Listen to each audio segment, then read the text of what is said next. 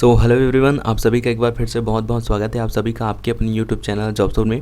और देखिए, आज का जो मैराथन चलने वाला है, जो आज की जो क्लास चलेगी वो बेसिकली साइंस के ऊपर बेस्ड रहने वाली। साइंस के टॉप क्वेश्चंस आपको देखने को मिलेंगे जो कि आपके एग्जाम्स के लिए काफ़ी ज़्यादा इंपॉर्टेंट होने वाले हैं।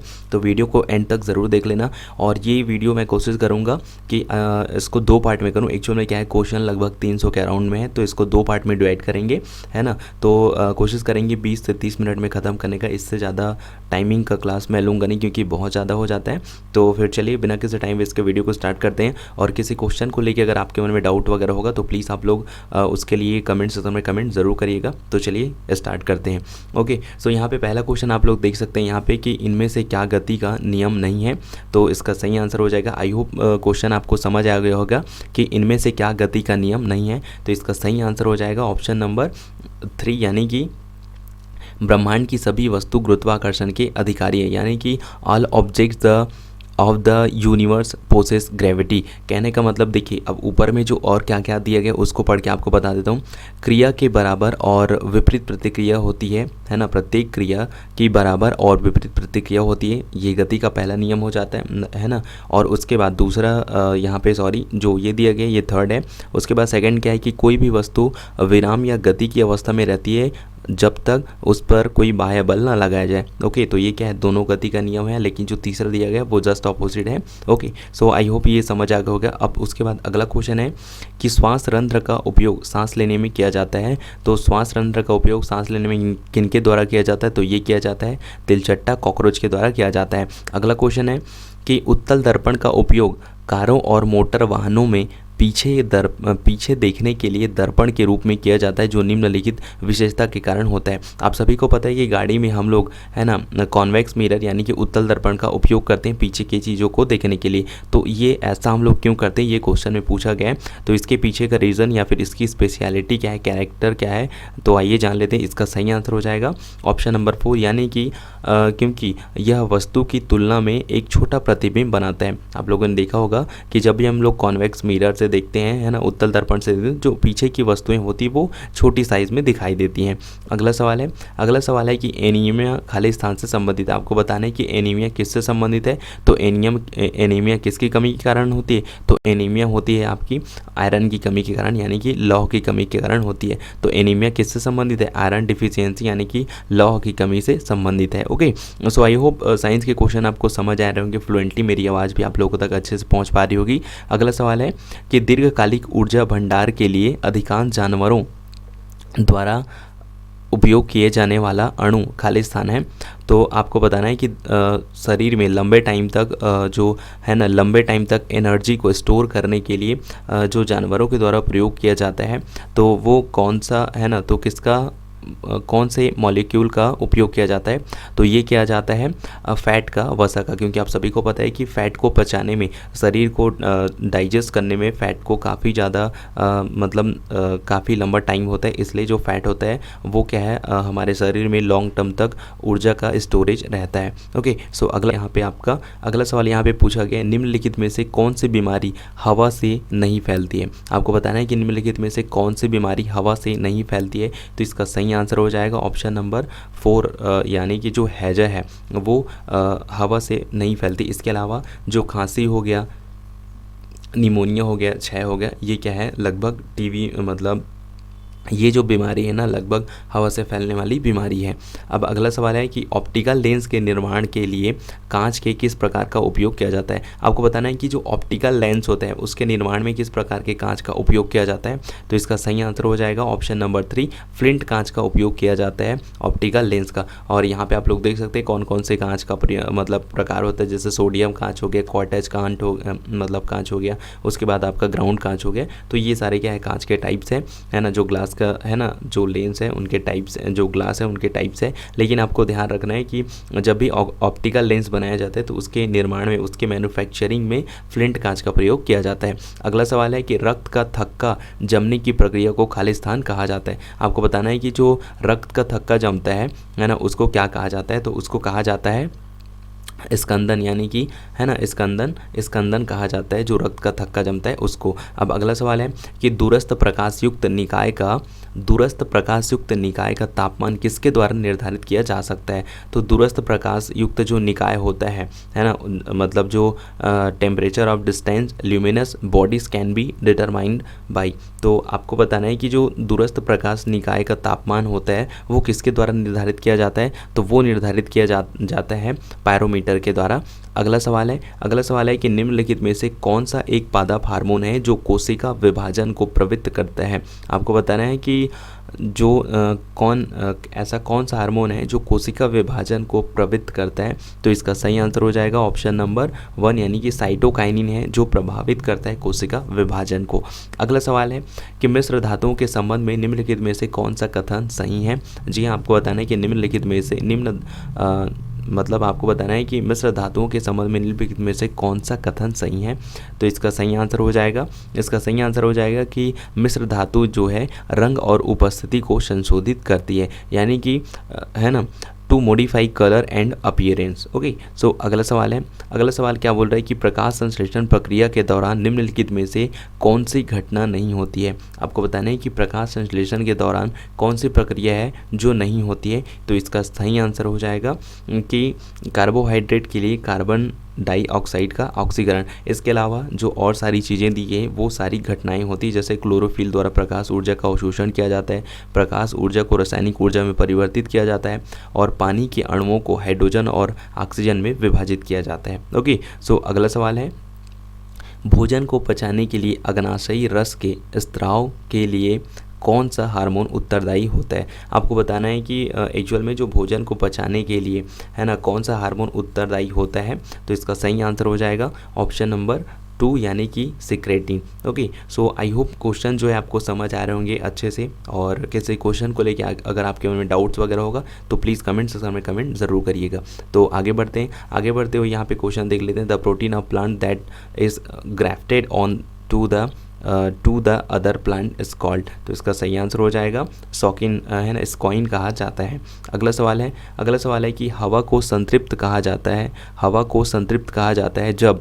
तो आपको बताना है कि हवा को कब सैचुरेटेड या फिर संतृप्त कहा जाता है?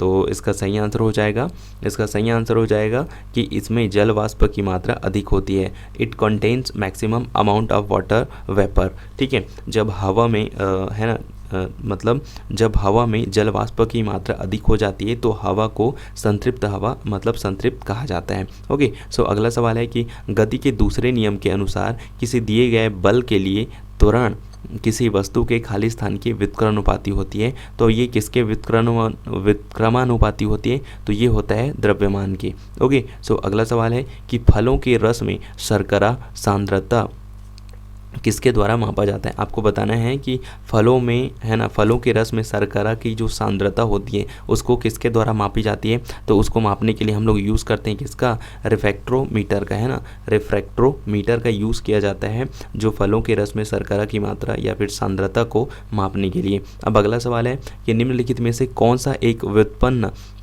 या फिर द्वितीयक ईंधन नहीं है? तो इसका सही आंसर हो जाएगा लकड़ी जो है द्वितीयक ईंधन नहीं है, क्योंकि वो जो है नेचर से प्राप्त होता है, इसलिए वो द्वितीयक नहीं है। अगला सवाल है कांस्य का मिश्र धातु की संरचना किसकी होती है? आपको बताना है जो ब्रॉन्ज होता है, जो कांस्य होता है, वो किसका मिश्र धातु होता है? तो वो आई होप इसका आंसर आप सबने राइट डाउन ज़रूर कर दिया होगा। तो इसका सही आंसर हो जाएगा ऑप्शन नंबर 3 यानी कि कॉपर और टीन का मिश्र होता है कौन सा? कांस्य। अब देख लीजिए यहाँ पे जो कॉपर होता है वो 90% होता है और जो टीन होता है वो 10% होता है। अगला सवाल यहाँ पे पूछा गया है कि निम्नलिखित में से कौन सा पदार्थ मिश्रण नहीं है?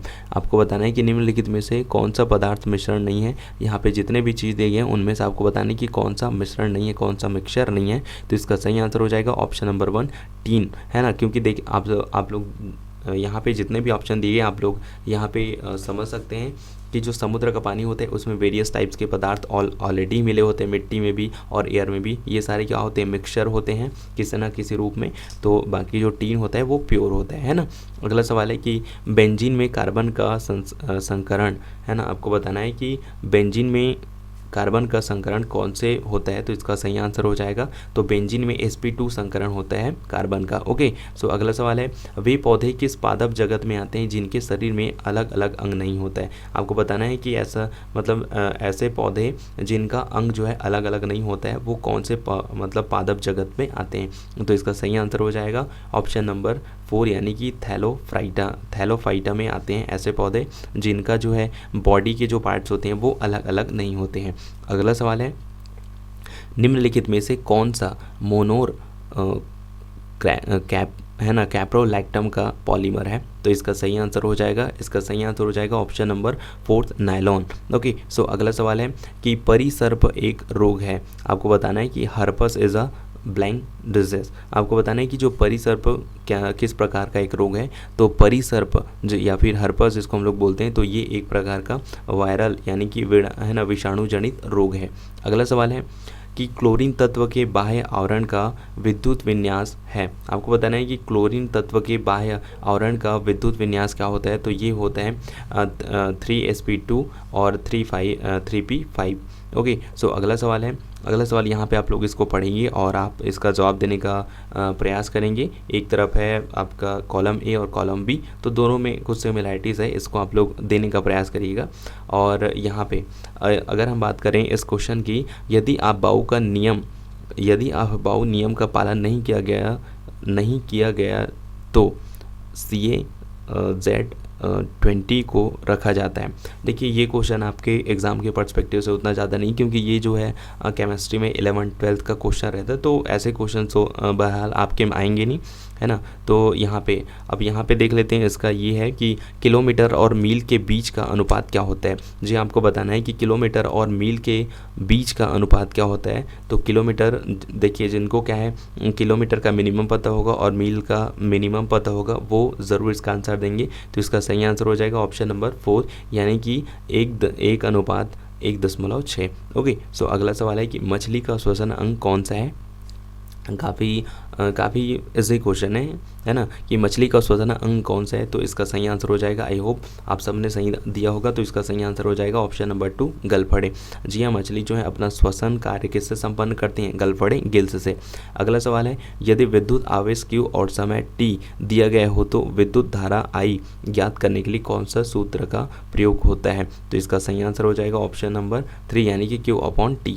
अगला सवाल है कि एसिडोमीटर का उपयोग खाली स्थान के लिए किया जाता है। जी हाँ, आपको ये क्वेश्चन जानना चाहिए कि एसिडोमीटर का उपयोग किसके लिए किया जाता है, तो एसिडोमीटर का उपयोग किया जाता है एसिड की सांद्रता को मापने के लिए। ओके, अगला सवाल है, खाली स्थान एक भूरे रंग का चिपचिपा तरल है जो लगभग 55% रक्त का निर्माण करता है। आपको बताना है कि वह कौन सा पदार्थ है जो रक्त का निर्माण करता है, जो चिपचिपा और तरल होता है ना। तो इसका सही आंसर हो जाएगा ऑप्शन नंबर 1, जिसको हम लोग क्या बोलते हैं, प्लाज्मा ही एक भूरे रंग का चिपचिपा तरल पदार्थ होता है जो लगभग 55% हमारे रक्त का निर्माण करता है।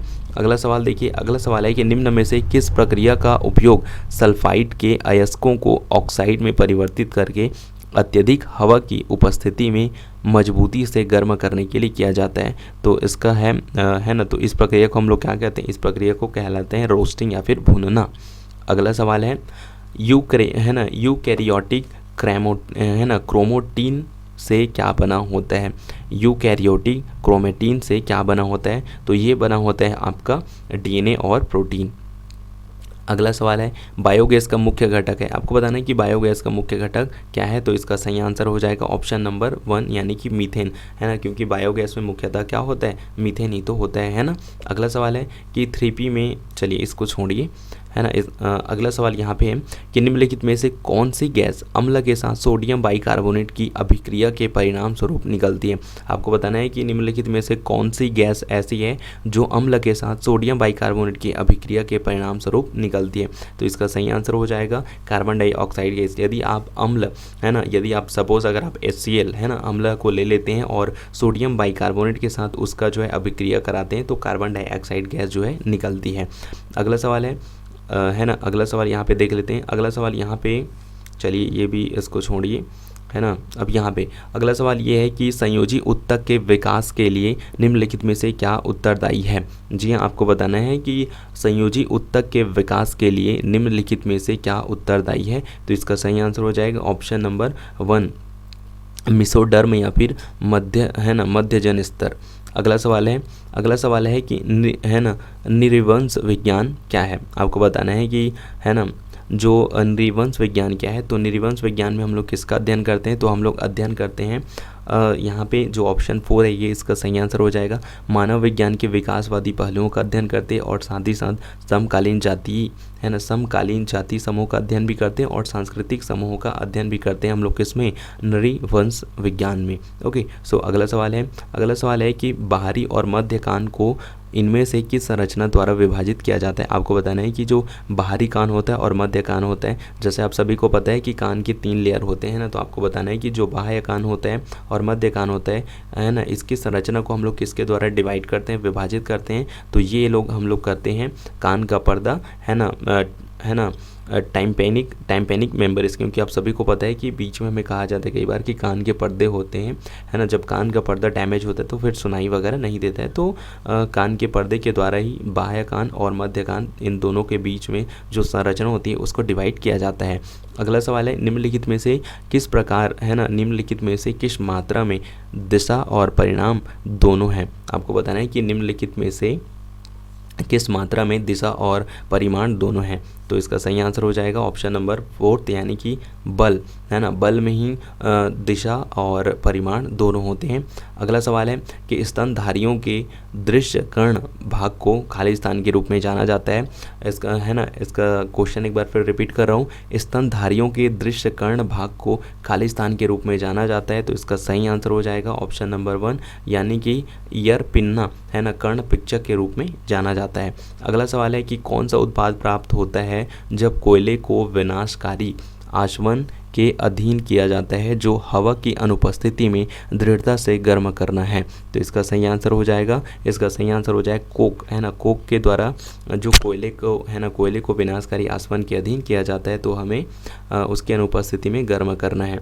देखिए क्वेश्चन आपको थोड़ा से बहुत ज़्यादा ऑकवर्ड लग सकते हैं कि ऐसे टाइप के भी क्वेश्चन होते हैं, लेकिन क्वेश्चन बनते हैं इसलिए ऐसा क्वेश्चन आपको देखने को मिल रहा है। अगला सवाल है कि इंसुलिन हार्मोन परिवर्तित करता है। आपको बताना है कि इंसुलिन हार्मोन किसको परिवर्तित करता है। तो इंसुलिन हार्मोन परिवर्तित करता है ग्लूकोज को ग्लाइकोजन में। अगला सवाल है कि पत्ती का व्यापक हरा भाग जिसमें नसें और सिरिकाएँ होती है उसे खाली स्थान कहा जाता है। तो उसे कहा जाता है भाई पर्णदल, यानी कि लैमिना कहा जाता है उसको। अगला सवाल की ओर बढ़ते हैं। तो हमारा अगला सवाल यहाँ पे निम्नलिखित में से कौन सा कार्बन मोनोऑक्साइड और हाइड्रोजन का मिश्रण है। आपको बताना है कि निम्नलिखित में से कौन सा कार्बन मोनोऑक्साइड और हाइड्रोजन का मिश्रण है। तो ये है आपका जल गैस, है ना। वाटर गैस जो है आपका कार्बन मोनोऑक्साइड और हाइड्रोजन का मिश्रण होता है। अगला सवाल है कि निम्नलिखित में से सबसे स्थिर कार्बोधनायन है। आपको बताना है कि निम्नलिखित में से सबसे स्थिर कार्बोधनायन है। तो इसका सही आंसर हो जाएगा ऑप्शन नंबर 1 यानी कि तृतीयक। अगला सवाल है कि निम्न में से किसमें 2 अम्ल हैं। जी आपको बताना है कि निम्न में से किसमें 2 अम्ल है। तो इसका सही आंसर हो जाएगा ऑप्शन नंबर 3 यानी कि टमाटर 2 अम्ल है ना। 2 अम्ल होते हैं टमाटर में। अब वो कौन कौन से एसिड्स होते हैं आप लोग ज़रूर राइट डाउन ज़रूर करिएगा इसका आंसर अगर आपको पता है तो।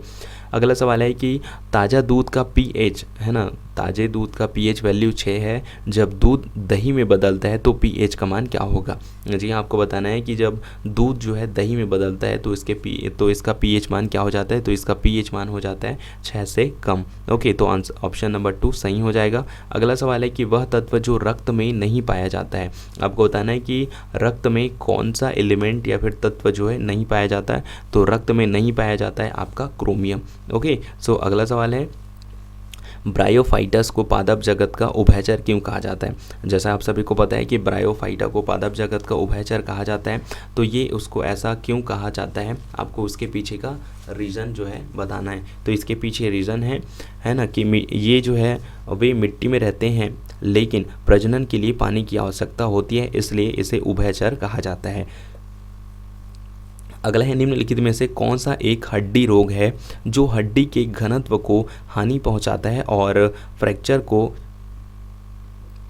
और फ्रैक्चर का खतरा बढ़ जाता है। सॉरी, एक बार और रिपीट कर दे रहा हूँ, निम्नलिखित में से कौन सा एक हड्डी रोग है जो हड्डी के घनत्व को हानि पहुंचाता है और फ्रैक्चर का खतरा बढ़ जाता है? तो इसका सही आंसर हो जाएगा ऑप्शन नंबर 1, यानी कि ऑस्टियोपोरोसिस है ना, पोरोसिस जो है एक मतलब है ना हड्डी का एक रोग है जो हड्डी के घनत्व को हानि तो पहुंचाता है और साथ ही साथ उसके फ्रैक्चर के खतरा को भी बढ़ा देता है। अगला सवाल है भाई कि तांबा तन्य है, इसका अर्थ तांबा आपको बताना है कि तांबा जो है तन्य है, ड्यूक्टाइल है ना, तो इसका क्या अर्थ हुआ? तो इसका अर्थ हुआ कि तांबा पतले तारों में परिवर्तित किया जा सकता है। ठीक है, तो इसका यही मतलब होता है कि तांबा अगर तन्य है, ड्यूक्टाइल है, यानी कि तांबा जो है पतले तारों में परिवर्तित हो सकता है और उसको है ना, और उसको लंबा उसको एक्सपेंड किया जा सकता है। अगला सवाल है कि माइटोकॉन्ड्रिया में है, आपको बताने कि माइटोकॉन्ड्रिया में क्या है? तो इसका सही आंसर हो जाएगा ऑप्शन नंबर 2, यानी कि है ना 70S राइबोसोम्स है। ओके, सो अगला सवाल है यहाँ पे किसी कोशिका में सिलोलोसी है ना, सेल्यूलोसी भित्ति कहाँ होती है? आपको बताना है कि जो सेल्यूलोसिस है ना, जो सेल्यूलोसी भित्ति होती है किसी कोशिका में, वो कहाँ होती है? तो वो होती है पौधे में। ओके, सो अगला सवाल है कि कम तापमान पर लेड किस रूप में कार्य करता है? तो कम तापमान पर जो लेड होता है वो कार्य करता है अतिचालक का, सुपर कंडक्टर का। तो इसका सही आंसर हो जाएगा ऑप्शन नंबर 2। अगला सवाल देख लीजिए। अगला सवाल है कि दो बिजली के बल्बों का अनुपात 1:2 में है, यदि वे श्रृंखला में शामिल होते हैं, तो उनमें खपत ऊर्जा का अनुपात क्या होगा? तो उनमें खपत ऊर्जा का अनुपात होगा 1:2। अगला सवाल है कि टीन का प्रतीक चिन्ह क्या है? जी हाँ, आपको बताना है कि टीन होता है उसका सिंबल क्या होता है? तो टीन का सिंबल होता है ऑप्शन नंबर 1, यानी कि SN। अब देखिए कोई गलती से TN यहाँ पे जो लास्ट में दिया है उसको कोई नहीं करेगा, इसका सही सिंबल होता है SN। ओके, सो अगला सवाल है कि निम्नलिखित में से कौन सा एक अवशिष्ट अंग है? आपको बताना है कि निम्नलिखित में से कौन सा एक है ना वेस्टिजियल ऑर्गन है या फिर अवशिष्ट अंग है? तो इसका सही आंसर हो जाएगा ऑप्शन नंबर 4, यानी कि अपेंडिक्स। अगला सवाल है निम्नलिखित में से कौन सा एक कार्बनिक अम्ल है? जी आपको बताना है कि निम्नलिखित में से कौन सा एक कार्बनिक अम्ल है? तो इसका सही आंसर हो जाएगा ऑप्शन नंबर 3, एसिटिक एसिड। तो देखिए टाइम भी काफ़ी ज़्यादा हो चुका है, तो आज का क्वेश्चन यहीं पे स्टॉप करते हैं और इसका जो नेक्स्ट पार्ट आएगा उसमें हम लोग पूरा का पूरा क्वेश्चन कवर कर लेंगे। वो भी लगभग 20 से 22 मिनट का जो है क्लास रहने वाला है। तो उम्मीद करता हूँ आज के जितने भी इंपॉर्टेंट क्वेश्चन थे आपको पसंद आए होंगे। बाकी किसी क्वेश्चन को लेकर आपके मन कोई डाउट होगा, कोई सवाल होगा, तो प्लीज़ कमेंट सेक्शन में कमेंट ज़रूर करिएगा। मुझे पता है कि कुछ क्वेश्चन ऐसे रहे जो मतलब किसी भी हद तक किसी को एक बार में समझ आने वाले नहीं है, लेकिन हाँ कोशिश करिए आप सारा चीज़ को एक बार में समझ जाइए, काफ़ी ज़्यादा सफिशिएंट रहेगा। टाइमिंग कम है तो आप अपनी तैयारी और बढ़िया से करिए और मैं ऐसा उम्मीद करता हूँ कि जो कैंडिडेट देख रहे हैं वो अपने जो एग्जामिनेशन है उसको लेकर काफ़ी सीरियस होंगे और अपनी तैयारी काफ़ी अच्छे से कर रहे होंगे। बाकी आपको आपके एग्ज़ाम के लिए बेस्ट ऑफ लक, अच्छे से पढ़ते रहिए। तो चलिए मिलते हैं नेक्स्ट वीडियो में, तब तक सबको bye bye, have a great day, जय हिंद, वंदे मातरम।